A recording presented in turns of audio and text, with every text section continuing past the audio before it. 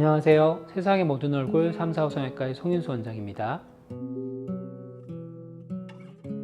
붓기가 가장 큰 문제가 되는 거죠. 코가 일반적으로 수술을 직후에는 많이 붓습니다. 특히 이제 부목 같은 걸 대놓는다고 하여도 붓기를 완전히 눌러줄 수는 없기 때문에 콧대 쪽은 어느 정도 압박을 줄 수 있지만 코끝은 사실 압박을 타게 주기가 어렵거든요. 그래서 보통 코끝이 더 많이 붓습니다. 이때는 이제 붓기가 있고 실리콘도 제자리에 딱 자리 잡지 않은 경우가 많기 때문에 환자분이 느낄 때는 좀 휘어 보인다 할 수 있습니다. 대부분의 경우는 붓기가 빠지면서 실리콘이 자리를 잡아가고 원래 위치에 이제 정렬되는 모습을 볼 수 있게 됩니다.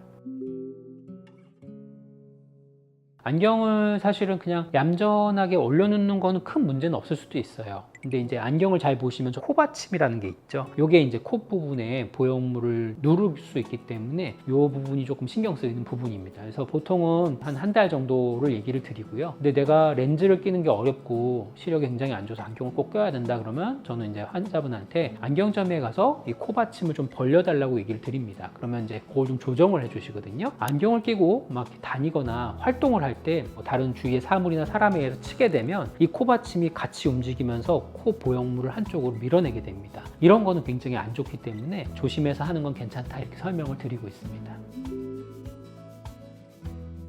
처음 수술하고 나면 100% 다 답답함을 조금 호소하세요. 물론 이제 경우의 차이가 있습니다. 저는 진짜 처음부터 숨이 잘 쉬어졌어요 이런 분도 있지만 대개는 아까 얘기한 붓기 때문에 코 안도 붓거든요. 코 안은 공간이 이렇게 동굴 같은 거라고 생각하시면 되고요. 동굴을 다 살이 감싸고 있습니다. 대부분 점막이죠. 그게 부으면 공간이 좁아지겠죠. 그래서 대부분은 코 숨 쉬는 게 좀 불편합니다. 붓기가 빠지면서 정말 좋아지게 되고 경우에 따라서는 이제 비중격에 문제가 생겨서 실제로 구조적인 장애물이 생겨서 숨 쉬는 게 어려워질 수는 있거든요. 요거는 이제 원장님이 경과를 보면서 자세하게 보게 되면은 그거를 좋아지지 않는 건지 아니면 붓기 때문인지 정확하게 알 수 있게 됩니다. 하지만 대부분 처음에는 다 붓기라고 그냥 생각하시면은 마음 편하게 있으셔도 괜찮겠습니다.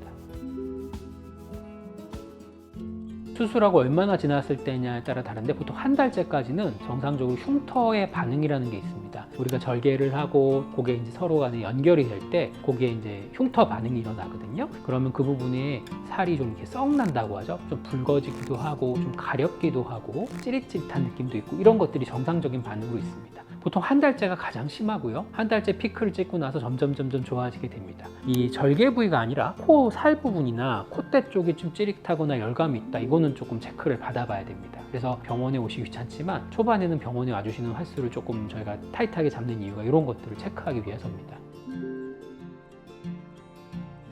코 수술하면 콧대 코끝은 무조건 단단해집니다. 일반적으로 콧대에는 우리가 실리콘을 넣죠. 다른 물질이 들어와서 있기 때문에 굉장히 단단한 느낌을 좀 받을 수가 있어요. 물론 실리콘 자체가 요새는 굉장히 부드럽게 나오기 때문에 시간이 지나면 그게 이제 좋아집니다. 그건 정상 반응입니다. 코끝은 단단해지는 거는 요새는 아시겠지만 비중격 연장이라는 방법으로 수술을 많이 하게 됩니다. 그러면 코끝이 우리가 아무것도 안 했을 때처럼 돼지 코처럼 막 움직일 수는 없어요. 물론 이것도 한 3개월, 6개월 지나면 다시 붓기가 빠지고 연골이 제재를 잡아가면 조금 더 부드러워지긴 하지만 콧대 코끝이 조금 딱딱해질 수밖에 없다. 이렇게 인식을 하셔야 될 겁니다.